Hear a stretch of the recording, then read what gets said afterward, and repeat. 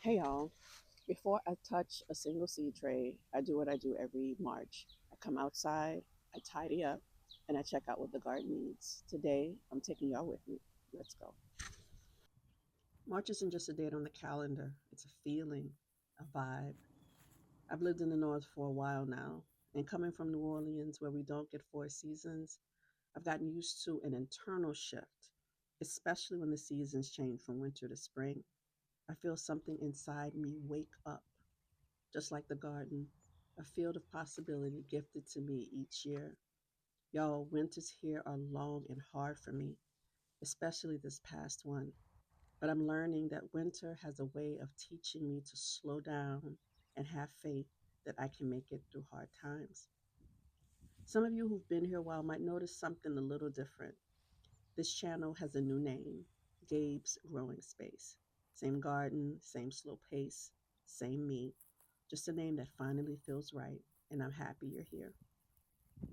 An early garden is like a canvas.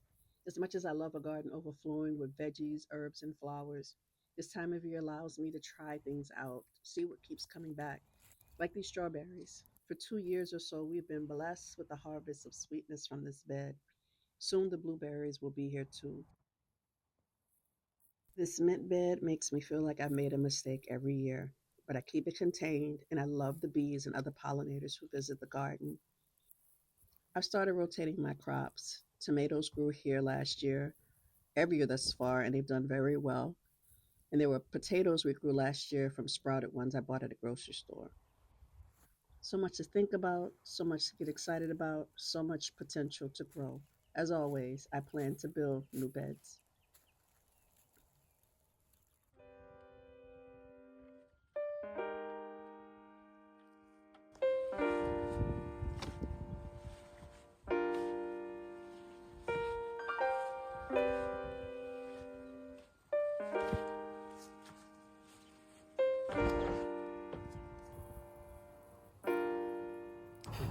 Hey y'all, I'm here in my basement near my seed starting station. The light is horrible, but I'll try to give you a little bit of a tour of the seeds. But I do want to share with you all the things I'm planning on growing this year. Position on one of the seed starting trays. So I have Tulsi, holy basil. We're going to talk more about the holistic benefits of Tulsi. Ground cherry. I tried to grow this last year. It was somewhat of a fail. I'm going to try again this year. I've never grown watermelon here in New England. I've actually never grown watermelon at all. So we're going to try to grow it this year. I grew eggplant last year, did pretty okay.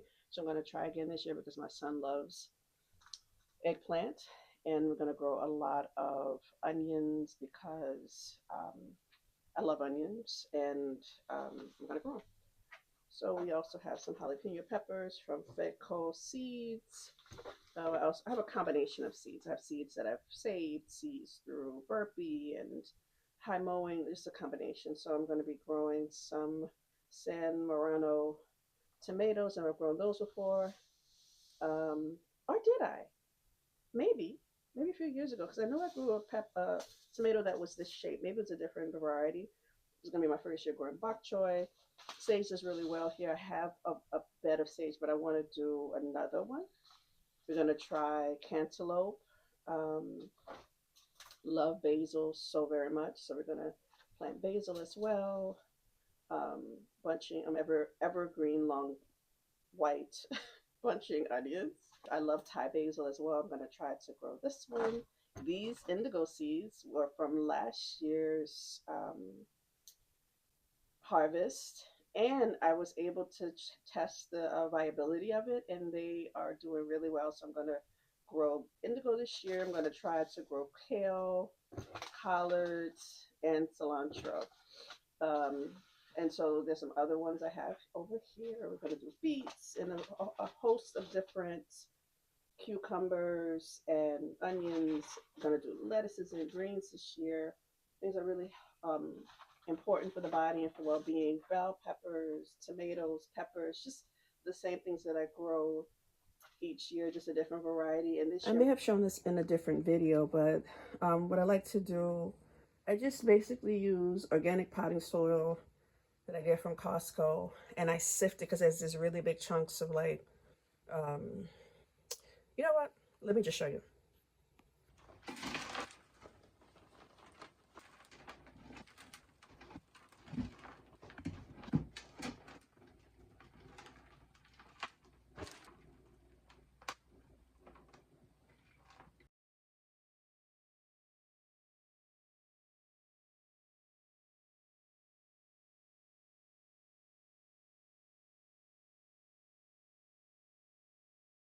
As you can see, there's a lot of thick pieces here in this potting soil.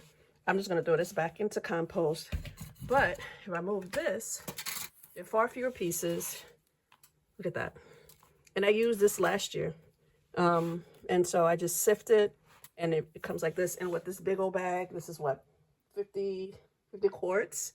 And it cost me $11. So yeah, two of the smaller bags could cost you 12, 13 bucks and you still don't have enough. So yeah, this is what I do.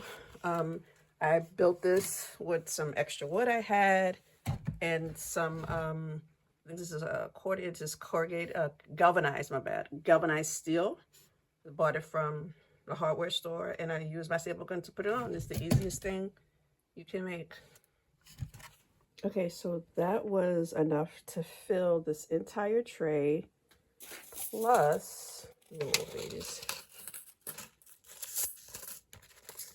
one of these. So I'm going to add, I'm mostly adding these, actually these radishes can go straight into the ground. I probably should be sowing these right now. But like, you know, ones that don't really like their roots disturbed, like the melons, cantaloupe, you know, I also did the same for the cucumbers. They don't really like their roots disturbed. So I put them in a bigger cell so that I don't have to pot up. I can just go from here to the ground. So minimal disturbance. Okay, so we have a variety of things that I've planted. As I said before, we have some onions, bunching onions, different varieties of tomatoes. We have some purple tomatillos. We have habaneros that I'm planning to plant. This one has a little bit of mist, which is good. So I like to start my cucumbers inside. Some people start them, they just direct sow. I like to start mine in the ground. Again, this is New England, so the growing season isn't as long as it is for other places. But yeah, so we have some cucumbers, and back here some broccoli rabe. A few years ago, it did really well starting. So and okra.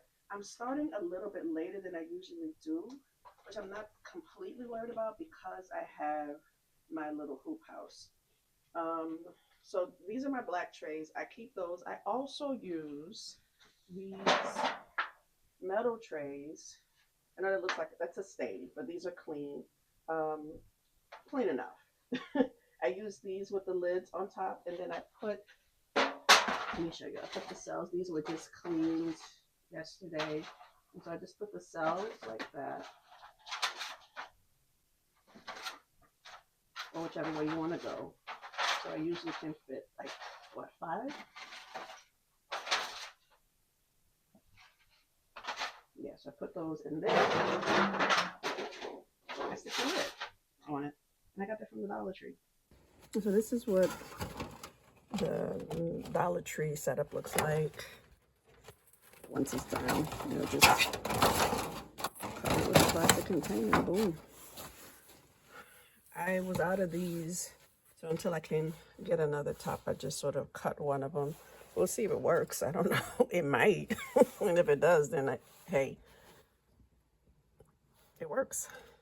So I'm in the greenhouse, and in addition to the seed setup that I showed you inside my basement, under the grow lights and on the heating pads, I also want to experiment a little bit with, sorry about the wind, y'all.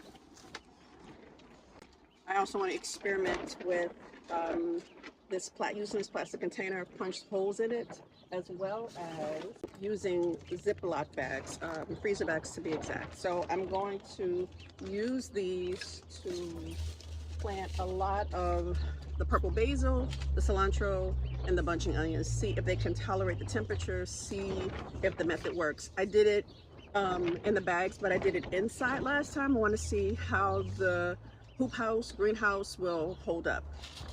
So we have the container here, we have the spinach here, and I'm just gonna liberally pour everything here. I'm gonna grab a little bit of soil from the other bag, just a little bit, and just cover it like that. I've already added water to the soil, and so it should have enough for now. I don't want it to be too wet. And yeah, and I'm sealing it up. And I'll come in, you know, I might poke some holes in the top just so that it has air, but I'm going to leave it, I'm gonna leave it here. It's really warm in here right now, so I'm gonna leave it on the table. And I'm gonna do the same for these other two that I'm planning to do. I'm gonna do the cilantro, this one here. I'm also gonna do the bunch of green onions. And part of the reason why I want to experiment with these, I've had some success in the past. The reason why I want to use these, I also want to do the purple basil, is because me and my family, we eat a lot of these things. Like I love basil. I use green onions almost every day in my eggs, in my food, and I love cilantro. My daughter says it tastes like soap. I think she just has that gene because my aunt thought the same thing. So I don't think it tastes like soap. So I'm gonna have a lot of green onions coming out here because I was just sprinkling it like it was salt. But it's all good. It'll go into the garden. I'm gonna label it differently in my my garden journal, because right now I'm just putting green onion. Because you know, I don't go to the grocery store and be like, you know, I want some everlasting bunching onions. I'm being ridiculous right now. Okay, so we have that one. And now in this bag, we're gonna put the purple basil. I've already labeled it, and the dates. And so this gives me, well, the season gives me a reason to come out here on a regular basis, but also to come and check on these babies. So may you do well. I'm gonna come out here and talk to them. Y'all talk to your plants? I know I do. I be cheering them on, like when I see them sprout. I'm like, come through, basil. You got this. Like I be seriously hyping up my plants. So let me know if y'all do the same thing. I'm gonna need to poke some holes in the bottom. Right now I'm just labeling them so that I can show y'all. And so now I'm gonna do cilantro. Some people call it coriander. I say cilantro. Boom. They in there. Bam. And they're gonna be great. You know, sometimes you have to speak goodness into not just our lives, but into the things that we're creating, the seeds that we're sowing, quite literally and metaphorically.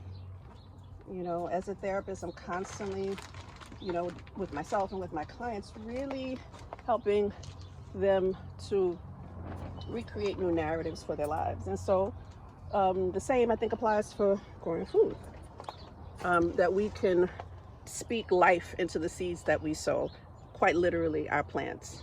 Right, so here they are. We have the cilantro. We have, actually I'm gonna leave it here on that corner there. We have the purple basil. I can put her right there. And then we have the green onion. I might move them a little further in because, you know what? Let's just see. They might be okay. You know, gotta have faith in them. You know, but to see if this method, if I put them out here, that they will be okay. And I'm gonna be watching them to see if they're not doing okay. I can always bring them inside. We can always change course, right? Okay, so this is one seed starting experiment. And I'm not gonna just say experiment because I've had success with this in the past. I just haven't done it in my greenhouse. So it's an experiment in that regard. I don't know how they're going to do here, but we pray, we intend for them to do well here. And so it is. Oh my goodness, it's so very windy, but that concludes today's video. In my next video, I'm going to share with you an update on what sprouted, as well as if the technique that I'm using in my greenhouse was successful as well. In the comment section, let me know, what are you excited about growing this year? What seeds have you already started that are starting to sprout? And I'll see you in the next video. In the meantime, be well.